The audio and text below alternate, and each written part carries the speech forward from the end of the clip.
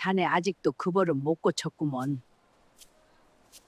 흑투성이 야채를 줍던 75살 할머니가 허리를 펴고 말했습니다.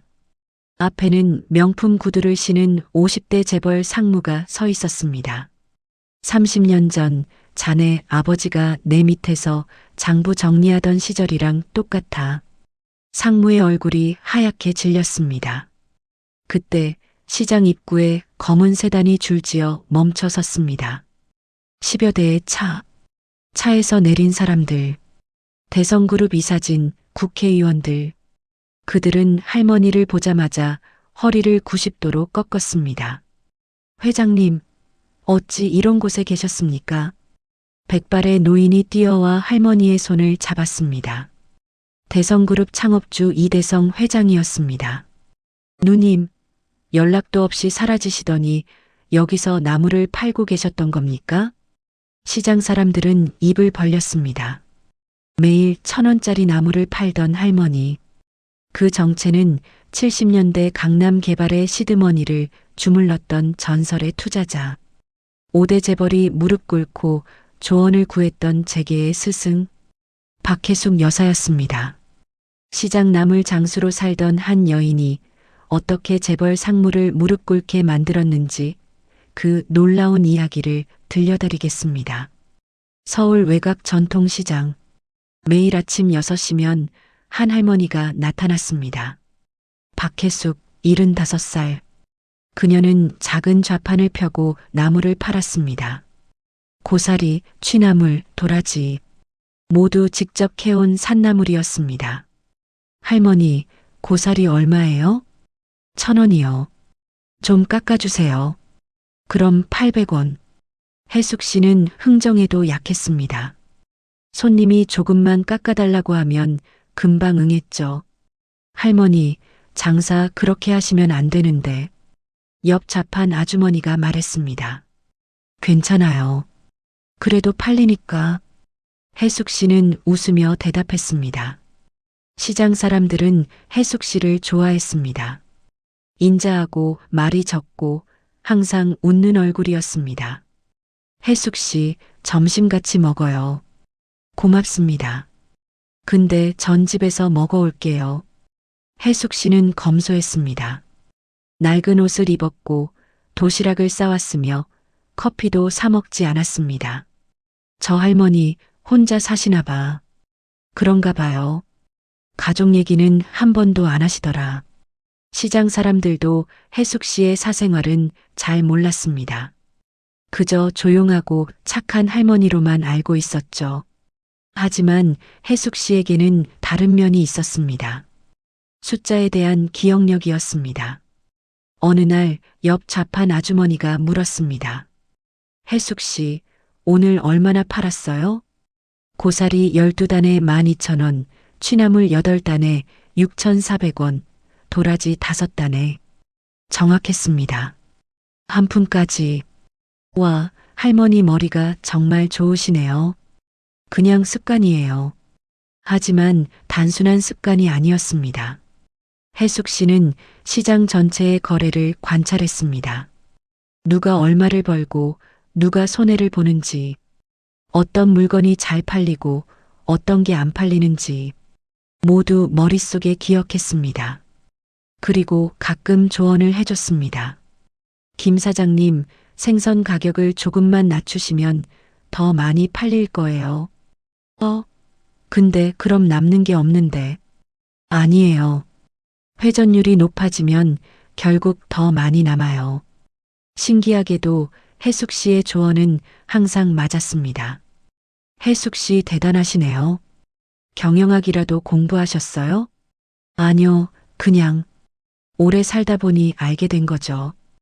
혜숙 씨는 항상 겸손했습니다. 그런 혜숙 씨에게도 특별히 신경 쓰는 사람이 있었습니다. 바로 민수였습니다. 강민수, 28살. 그는 시장에서 배달 일을 했습니다. 오토바이를 타고 물건을 배달하는 일이었죠. 민수야, 오늘도 수고했어. 네, 혜숙 할머니. 할머니도 고생하셨어요. 민수는 혜숙 씨를 친할머니처럼 따랐습니다.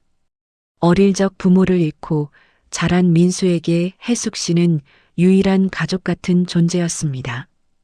민수야, 밥은 먹었니? 아직요. 바빠서요. 이것 좀 먹어. 혜숙 씨는 도시락을 나눠줬습니다. 할머니 것인데. 괜찮아.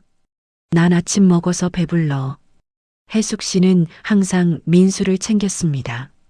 그리고 민수도 혜숙 씨를 도왔습니다. 무거운 짐을 들어주고 좌판을 정리해주고 비 오는 날엔 우산을 받쳐줬습니다. 할머니, 이제 그만 일하시고 쉬세요. 아직 팔아야 할 게 많아. 제가 도와드릴게요. 두 사람은 그렇게 서로를 의지했습니다. 변화는 갑자기 찾아왔습니다. 시장에 재개발 소문이 돌기 시작했습니다. 이 시장이 재개발된대요. 뭐, 그럼 우리는 어떻게 돼요? 보상금 받고 나가야 한다던데. 상인들이 불안해했습니다. 그리고 며칠 뒤 정장을 입은 사람들이 시장에 나타났습니다. 대한건설 직원들이었습니다. 여러분, 이 시장은 조만간 재개발될 예정입니다. 보상금과 이주 관련해서 설명회를 열겠습니다. 설명회가 열렸습니다. 하지만 내용은 상인들에게 불리했습니다. 보상금은 턱없이 적었고 이주 기간은 너무 짧았습니다. 이게 말이 돼요? 우리가 평생 여기서 장사했는데 보상금으로는 새가게도 못 얻어요. 상인들이 항의했습니다. 하지만 건설사는 단호했습니다. 이건 이미 확정된 사항입니다. 받아들이시는 게 좋을 겁니다. 혜숙 씨도 그 자리에 있었습니다. 조용히 듣고만 있었습니다.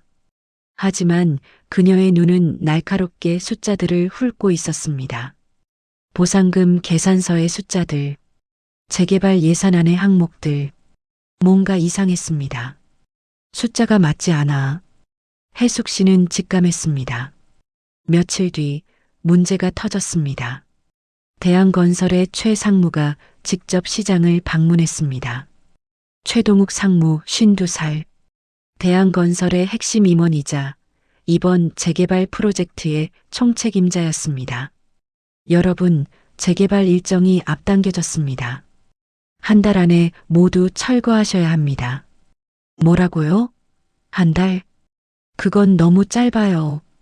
상인들이 반발했습니다. 하지만 최 상무는 오만했습니다. 불만 있으면 법원에 가시든지. 우리는 법적 절차 다 밟았습니다.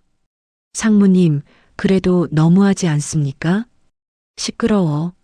여기 누가 건설사랑 싸워서 이긴 줄 아세요? 최 상무는 시장 사람들을 무시했습니다. 그는 권력을 가진 사람이었고 상인들은 약자였습니다. 다들 조용히 하시고 일주일 안에 이주 계획서 제출하세요. 안 그러면 강제 집행합니다. 최 상무는 시장을 돌아다니며 위협했습니다. 그러다 혜숙 씨의 좌판 앞에 섰습니다. 할머니, 여기도 정리하셔야죠. 네, 알고 있습니다. 근데 나이가 많으신데 혼자 어떻게 하려고요? 자식은 있나요? 없습니다. 에휴, 불쌍하네. 그럼 어쩔 수 없지. 보상금이라도 꼬박꼬박 받으세요. 최 상무는 무례했습니다. 하지만 혜숙 씨는 참았습니다. 감사합니다. 민수가 그 광경을 보고 있었습니다. 화가 났지만 참았습니다. 그도 약자였으니까요. 다음 날, 민수는 우연히 이상한 광경을 목격했습니다. 대한건설 사무실 뒤편. 최 상무가 낯선 사람과 만나고 있었습니다. 상무님, 이번에 차액이 꽤 되던데요? 그래. 보상금을 낮게 책정해서 남는 예산이 생겼어. 그럼 약속대로? 걱정 마. 내 목도 챙겨줄게. 돈 봉투가 오갔습니다. 민수는 숨죽이고 지켜봤습니다. 비리야. 보상금을 조작한 거야. 민수는 증거를 확보하고 싶었습니다. 하지만 어떻게 해야 할지 몰랐습니다. 그날 저녁 민수는 혜숙 씨를 찾아갔습니다. 할머니, 제가 뭔가 이상한 걸 봤어요. 민수는 목격한 것을 말했습니다. 혜숙 씨는 조용히 들었습니다. 민수야, 그 사람들이 주고받을 때 숫자 같은 거 들었니? 네, 뭐라 했는데.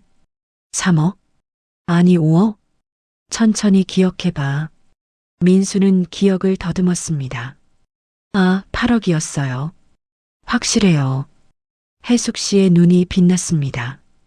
민수야, 내가 귀한 걸 봤구나. 할머니, 이거 신고해야 하지 않을까요? 신고는 증거가 있어야 해. 민수야, 혹시 그 사람들이 만났던 날짜 기억나니? 지난주 수요일이요. 시간은? 저녁 6시쯤? 혜숙 씨는 메모를 했습니다. 그리고 며칠 동안 조용히 움직였습니다. 일주일이 지났습니다. 시장 철거 날짜가 다가왔습니다. 상인들은 어쩔 수 없이 짐을 싸기 시작했습니다. 정말 억울해요. 제대로 된 보상도 못 받고 분위기는 무거웠습니다. 혜숙 씨도 좌판을 정리하고 있었습니다. 천천히 하나씩 민수가 도왔습니다. 할머니, 다음엔 어디서 장사하실 거예요? 아직 모르겠구나. 제가 자리 알아봐 드릴게요. 고맙다, 민수야. 그때 최상무가 다시 시장에 나타났습니다. 이번엔 강제 집행팀과 함께였습니다. 아직도 안 나간 사람들 있나요? 오늘까지예요. 상인들이 서둘러 짐을 쌌습니다. 최상무는 시장을 돌아다니며 재촉했습니다. 그러다 혜숙 씨 앞에 섰습니다. 할머니, 아직도 여기 계세요? 조금만 기다려주세요. 정리 중이에요. 조금? 지금 몇 시인데 빨리 치우세요. 최상무는 짜증을 냈습니다. 혜숙 씨는 계속 나무를 주섬주섬 담고 있었습니다. 느리게. 최상무는 참지 못했습니다. 아, 답답해서. 그는 발로 혜숙 씨의 좌판을 걷어찼습니다. 나물이 흙바닥에 쏟아졌습니다. 고사리, 취나물, 도라지 모두 흙투성이가 됐습니다. 이렇게 느리면 언제 끝나요? 빨리빨리 하라고요. 민수가 뛰어왔습니다. 왜 이러세요? 할머니가 뭘 잘못했다고. 너는 뭔데? 여기 내 일이야? 저는 닥쳐. 시끄럽게. 최상무는 민수를 밀쳤습니다. 민수가 넘어졌습니다. 시장 사람들이 모여들었습니다. 이게 무슨 짓이에요?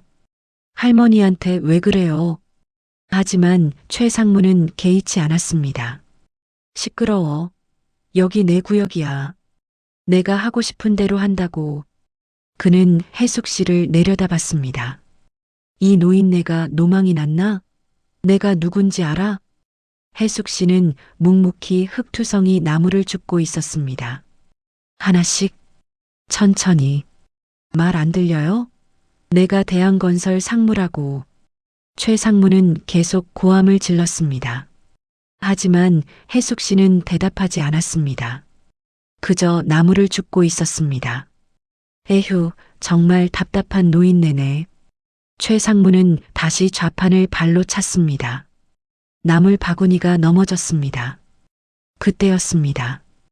혜숙 씨가 천천히 허리를 펴고 일어났습니다. 그리고 최상무를 똑바로 바라봤습니다. 그 눈빛이 달랐습니다. 조금 전까지의 인자한 할머니가 아니었습니다. 날카롭고 차갑고 무언가를 꿰뚫어 보는 눈빛이었습니다. 자네. 혜숙 씨가 입을 열었습니다.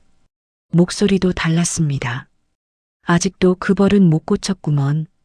최상무는 멈췄습니다. 뭔가 이상했습니다. 30년 전 자네 아버지가 내 밑에서 장부 정리하던 시절이랑 똑같아. 뭐라고요? 최상무는 당황했습니다. 내 아버지를 어떻게? 최진수 씨, 자네 아버지 이름이지? 최상무는 얼어붙었습니다. 어떻게 아는 거지? 30년 전 그분이 대한건설 격리과장 시절 장부를 조작하다 들켰을 때 내가 중재해서 넘어갔던 일 기억 안 나나? 최 상무의 얼굴이 하얗게 질렸습니다. 당신, 누구세요? 기억 안 나는 게 당연하지. 그때 자넨 대학생이었으니까. 해숙 씨는 계속 말했습니다. 그때 내가 자네 아버지한테 했던 말이 뭔지 아나? 2번 다시 그러지 말라고. 숫자는 거짓말을 하지 않는다고. 언젠가 들통난다고. 최 상무는 식은땀이 흘렀습니다. 근데 자넨 아버지보다 더 심하더군. 해숙 씨는 민수를 돌아봤습니다. 민수야, 지난주 수요일 저녁 6시. 기억하지? 네, 할머니. 그때 이 사람이 누구를 만났고 얼마를 주고받았는지 말해봐. 민수는 또박또박 말했습니다. 8억 원이요. 보상금 부풀려서 남은 돈이라고 했어요. 최 상무는 패닉에 빠졌습니다. 그건 증거도 있어. 해숙 씨는 작은 봉투를 꺼냈습니다. 자네가 조작한 보상금 명세서, 원본과 대조하면 차액이 정확히 8억 3천만 원이 나와. 어떻게? 내가 건설사 내부 사람한테 받았지. 자네 회사에도 양심 있는 사람은 있더군. 최 상무는 뒷걸음질 쳤습니다. 당신, 도대체 누구야? 해숙 씨는 대답하지 않았습니다. 대신 하늘을 올려다봤습니다. 그때였습니다. 시장 입구에서 소리가 들렸습니다. 차들이 멈추는 소리. 여러 대. 사람들이 돌아봤습니다. 검은색 세단이 줄지어 서 있었습니다. 10대가 넘었습니다. 차 문이 열렸습니다. 정장을 입은 사람들이 내렸습니다. 대성그룹 로고가 박힌 명차를 차고 있었습니다. 저게 뭐야? 대성그룹? 시장 사람들이 웅성거렸습니다. 그 뒤로 더 많은 차가 도착했습니다. 고급 세단에서 내린 사람들, 국회의원 배지를 단 사람들도 보였습니다. 그들은 모두 시장 안으로 들어왔습니다. 그리고 해숙 씨를 향해 걸어왔습니다. 최 상무는 이해할 수 없었습니다. 왜 저 사람들이 여기에? 그 사람들이 해숙 씨 앞에 섰습니다. 그리고 약속이라도 한 듯 일제히 허리를 90도로 꺾었습니다. 회장님, 고문님, 어찌 이런 곳에 계셨습니까? 시장이 술렁였습니다. 회장? 고문? 저 나물 장수 할머니를. 최 상무는 다리에 힘이 풀렸습니다. 사람들 사이로 한 노인이 뛰어왔습니다. 백발의 노인. 하지만 정정한 체구. 그는 해숙 씨에게 달려와 두 손을 잡았습니다. 누님, 연락도 없이 사라지시더니 여기서 나무를 팔고 계셨던 겁니까? 이대성, 대성그룹 창업주의자 회장, 한국 5대 재벌 중 하나의 수장이었습니다. 대성이가 왔구나. 해숙 씨는 웃으며 말했습니다. 누님, 제가 몇 번이나 연락드렸는데 왜 안 받으셨습니까? 귀찮아서. 귀찮다니요. 누님께서 안 계시면 저희가 얼마나 불안한지 아십니까? 이대성 회장은 진심으로 걱정하는 표정이었습니다. 최 상무는 그 광경을 멍하니 지켜봤습니다. 저 할머니가 대성그룹 회장이 누님이라고 부르는 사람? 이대성 회장이 주변을 둘러봤습니다. 여기서 무슨 일이 있었습니까? 별일 아니야. 그냥 좀 무례한 사람이 있어서. 해숙 씨는 최 상무를 가리켰습니다. 이대성 회장이 최 상무를 봤습니다. 당신이 누님께 무례하게 굴었습니까? 저는 최 상무는 말을 잇지 못했습니다. 이대성 회장의 비서가 앞으로 나왔습니다. 회장님, 확인했습니다. 저 사람은 대한건설 최동욱 상무입니다. 대한건설? 이대성 회장의 표정이 차갑게 변했습니다. 대한건설이면 우리 계열사 아닌가? 네, 회장님. 자회사입니다. 자회사 임원이 감히. 이대성 회장은 최 상무에게 걸어갔습니다. 당신, 이분이 누구신지 알고 그랬습니까? 저는 몰랐습니다. 몰랐다고? 몰랐으면 다야? 이대성 회장의 목소리가 높아졌습니다. 주변 사람들이 숨죽였습니다. 해숙 씨가 말했습니다. 대성아, 그 정도면 됐어. 중요한 건 따로 있어. 네. 이 사람 비리를 저질렀어. 해숙 씨는 봉투를 이대성 회장에게 건넸습니다. 재개발 보상금을 조작했어. 8억이 넘는 돈을 빼돌렸지. 이대성 회장은 서류를 펼쳤습니다. 그리고 얼굴이 굳어졌습니다. 이게 사실입니까? 민수야, 설명해줘. 민수가 앞으로 나왔습니다. 떨리는 목소리로 하지만 또박또박 말했습니다. 자신이 목격한 것, 날짜와 시간, 주고받은 금액까지. 이대성 회장은 서류와 민수의 증언을 대조했습니다. 숫자가 맞아떨어지는군요. 그는 최상무를 돌아봤습니다. 최상무, 해명할 기회를 드리지. 저는 그게 최상무는 변명조차 제대로 못했습니다. 이대성 회장의 얼굴에 분노가 서렸습니다. 우리 그룹의 이름을 더럽힌 것도 모자라 이분께 무례까지 범했군요. 그는 천천히 손을 들었습니다. 그리고 탁! 최상무의 뺨을 후려쳤습니다. 이 무식한 놈! 최상무는 비틀거렸습니다. 이분이 누구신 줄 알고 감히. 이대성 회장은 계속 소리쳤습니다. 당장 내가 가진 모든 직위를 박탈한다. 그리고 검찰에 고발하겠다. 회장님, 제발. 닥쳐. 변명도 듣기 싫어. 이대성 회장은 비서를 불렀습니다.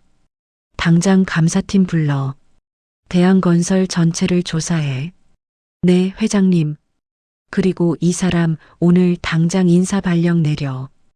해임이야. 알겠습니다. 최상무는 그 자리에 주저앉았습니다. 모든 게 끝났습니다. 시장 사람들은 그 광경을 넋 놓고 지켜봤습니다. 재벌 그룹 회장이 자기 직원의 뺨을 때리는 장면. 그것도 나물장수 할머니 때문에. 저 할머니가 도대체 누구야? 누군가 속삭였습니다. 해숙 씨는 조용히 서 있었습니다. 표정은 평온했습니다. 이대성 회장이 해숙 씨에게 돌아왔습니다. 누님, 정말 죄송합니다. 제가 관리를 제대로 못해서. 괜찮아. 자네 잘못이 아니야. 하지만 대성아, 그보다 이 시장 사람들 보상금 문제부터 해결해줘. 네. 원래대로 돌려놔. 정당한 보상을 받을 수 있게. 물론입니다. 당장 처리하겠습니다. 이대성 회장은 비서에게 지시했습니다. 재개발 계획 전면 재검토, 보상금 재산정, 그리고 상인들과 재협상 일정 잡아. 네, 회장님. 시장 사람들은 믿을 수 없었습니다. 방금 전까지 쫓겨나야 했는데 이제 제대로 된 보상을 받게 됐습니다.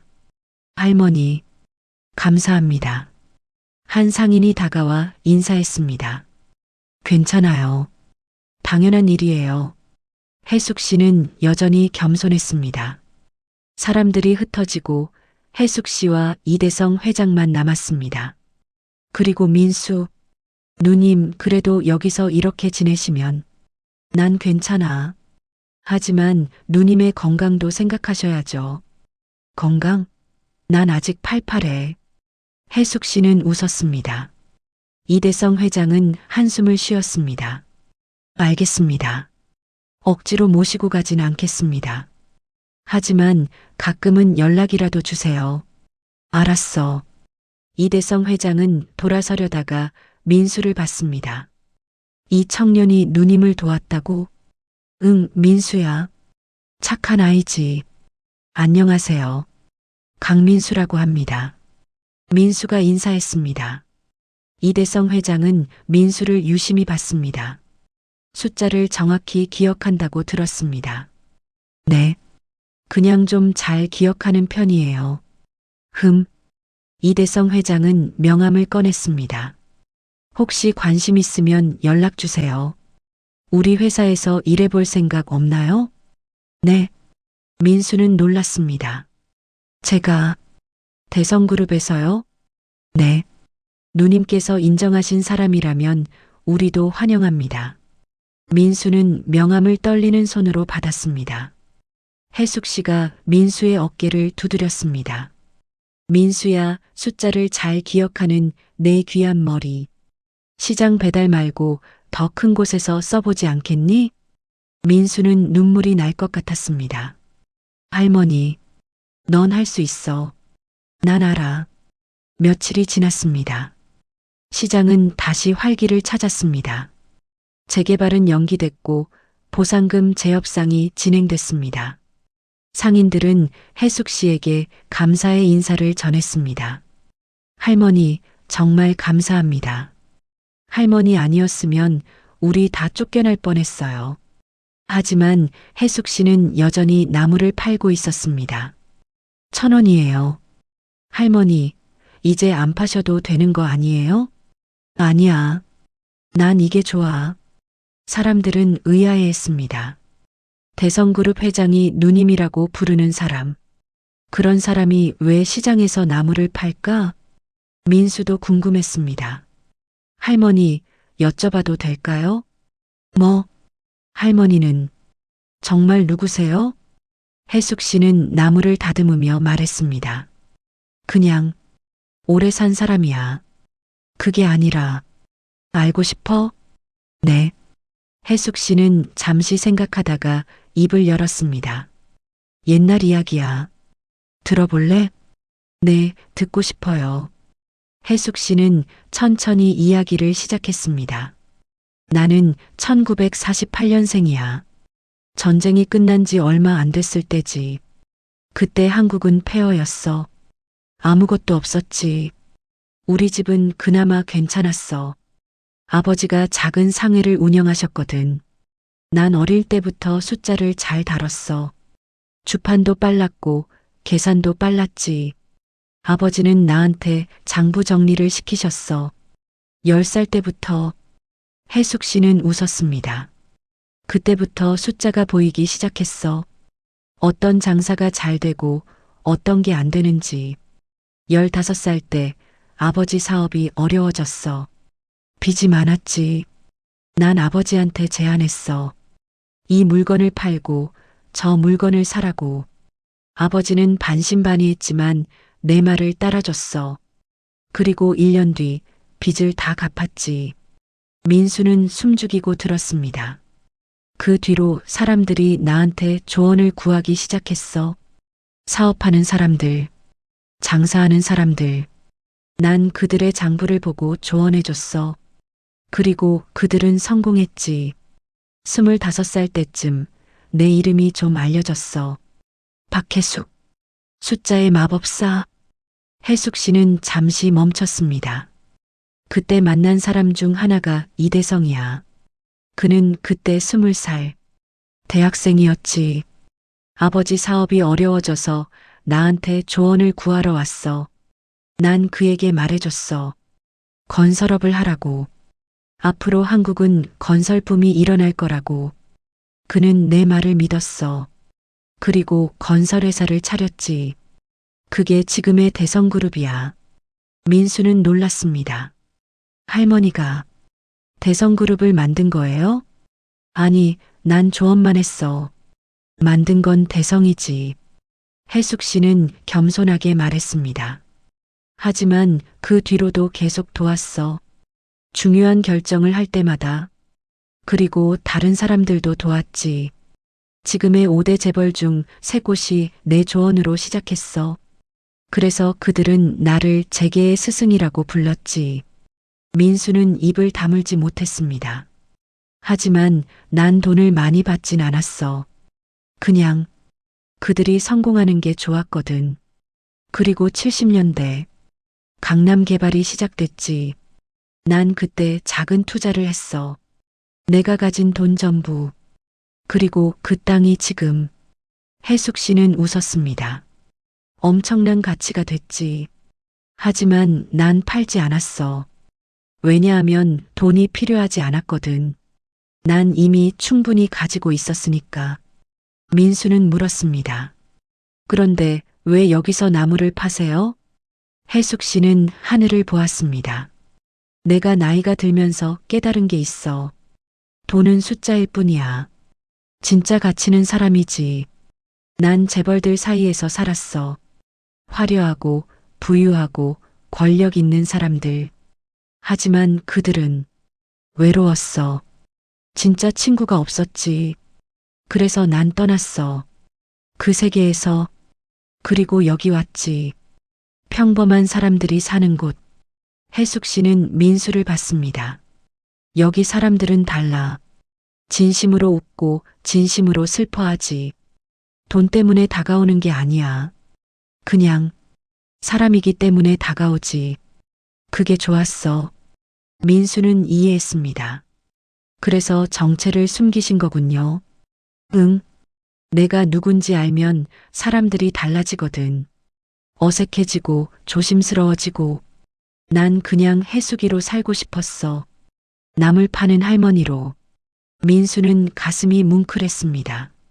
할머니. 민수야, 넌 착한 아이야. 처음부터 끝까지 나한테 진심이었지. 그게 고마웠어.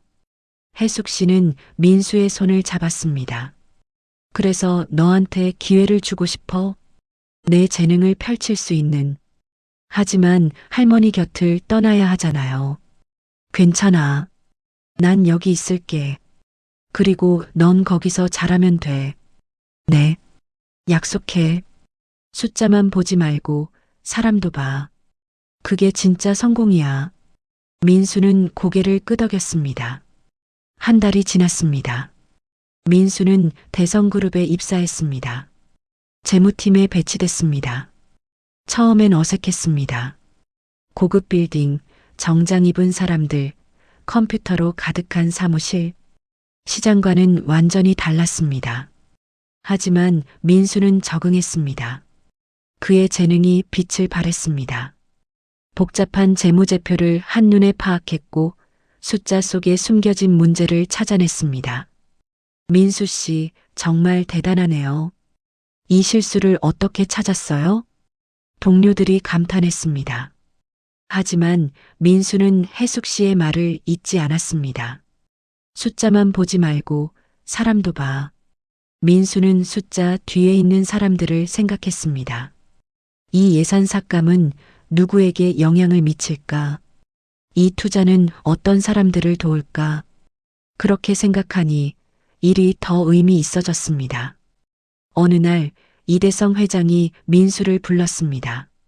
민수 씨, 일 잘하고 있다고 들었습니다. 감사합니다, 회장님. 해숙 누님께 잘 배웠군요.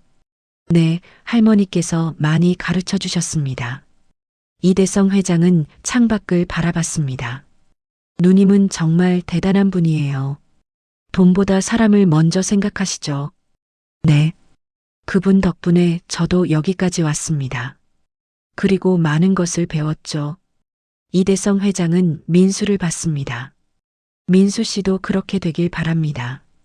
단순히 돈을 버는 사람이 아니라 사람을 생각하는 사람이. 명심하겠습니다. 주말이 되면 민수는 시장을 찾았습니다. 해숙 씨는 여전히 나무를 팔고 있었습니다. 할머니, 민수야 왔구나. 네, 보고 싶었어요. 민수는 해숙 씨를 도왔습니다. 나무를 정리하고 좌판을 펼치고 손님을 응대했습니다. 마치 예전으로 돌아간 것 같았습니다.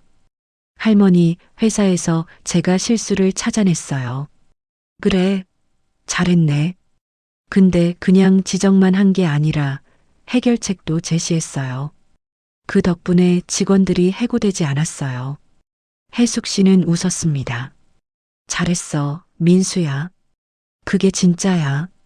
할머니 가르침 덕분이에요. 두 사람은 조용히 일했습니다. 시장은 여전히 활기찼습니다. 재개발은 상인들과 합의 하에 진행되고 있었고 모두 적정한 보상을 받게 됐습니다. 해숙 씨 덕분에 우리가 살았어요. 상인들은 여전히 감사해했습니다. 하지만 혜숙 씨는 여전히 겸손했습니다. 아니에요. 다들 힘내세요. 어느 날 민수가 물었습니다. 할머니, 후회는 안 하세요? 뭐가? 이렇게 평범하게 사는 것.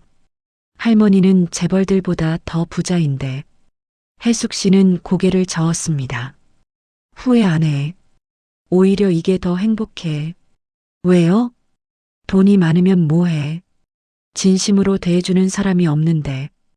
혜숙 씨는 시장을 둘러봤습니다. 여기 사람들은 날 혜숙이로 봐. 남을 파는 할머니로. 그게 좋아. 진짜나니까. 민수는 이해했습니다. 할머니는 정말 대단하세요. 아니야. 난 그냥 오래 살다 보니 알게 된 거야. 뭐요? 진짜 가치는 숫자가 아니라 사람이라는 거. 혜숙 씨는 민수를 봤습니다. 민수야, 넌 앞으로 큰 사람이 될 거야.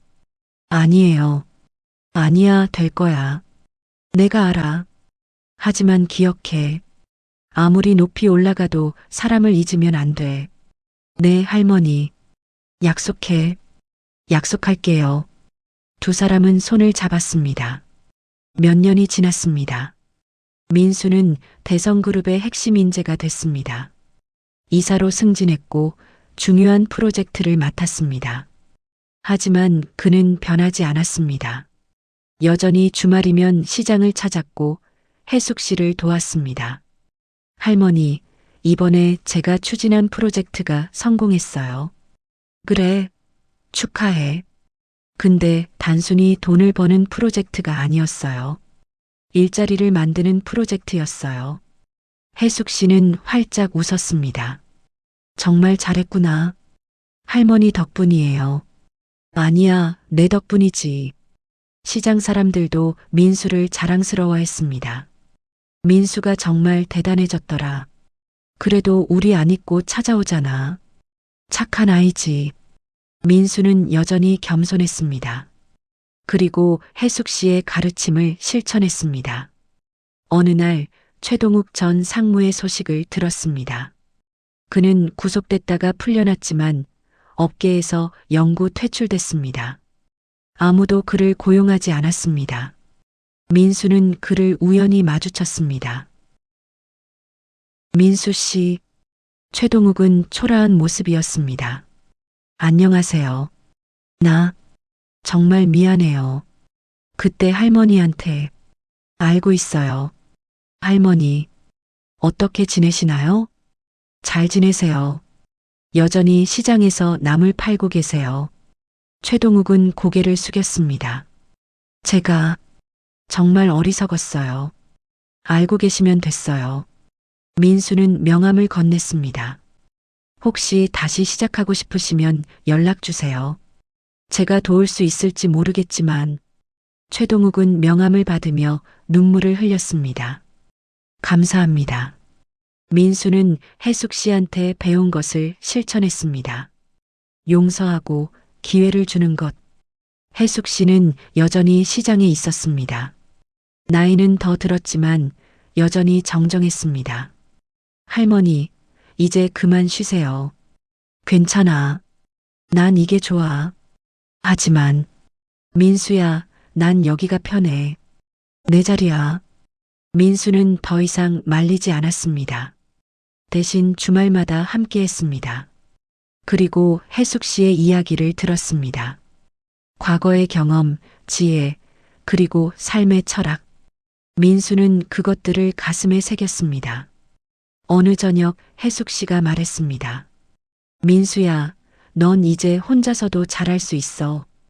왜 갑자기 그런 말씀을? 난 이제 나이가 많아. 언젠가는 떠나야지. 할머니, 괜찮아. 나 충분히 살았어. 혜숙 씨는 웃었습니다.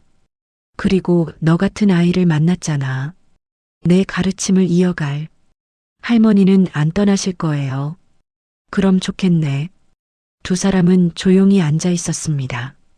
석양이 아름다웠습니다. 시장은 여전히 활기찼습니다. 사람들의 웃음소리가 들렸습니다. 민수야. 네, 할머니. 넌 좋은 사람이야. 계속 그렇게 살아. 내 할머니. 그리고 기억해. 진짜 가치는 사람이에요. 알아요. 혜숙 씨는 민수의 손을 잡았습니다. 그 손은 따뜻했습니다. 여러분, 오늘 이야기 어떠셨나요? 박혜숙 여사. 그녀는 70년대 강남 개발의 시드머니를 주물렀던 전설의 투자자였습니다. 5대 재벌이 무릎 꿇고 조언을 구했던 재계의 스승이었습니다. 하지만 그녀가 선택한 삶은 시장 나물 장수였습니다. 왜일까요? 돈이 많으면 뭐합니까? 진심으로 대해주는 사람이 없다면, 화려한 삶이 뭐합니까? 외롭다면, 혜숙 씨는 그것을 알았습니다. 그래서 평범한 삶을 선택했습니다. 남을 파는 할머니로. 하지만 그녀의 지혜는 사라지지 않았습니다. 민수를 만나 전해줬습니다. 그리고 민수는 그 가르침을 실천했습니다. 진짜 가치는 무엇일까요? 돈일까요? 명예일까요? 권력일까요? 아닙니다. 사람입니다. 진심으로 대해주는 사람, 함께 웃고 함께 울어주는 사람. 그것이 진짜 가치입니다. 혜숙 씨는 그것을 알았습니다. 그래서 시장을 떠나지 않았습니다. 돈보다 사람이 더 소중했으니까요. 구독과 좋아요, 알림 설정은 감동 있는 이야기 만드는데 큰 힘이 됩니다. 긴 영상 끝까지 함께 해주셔서 진심으로 감사합니다.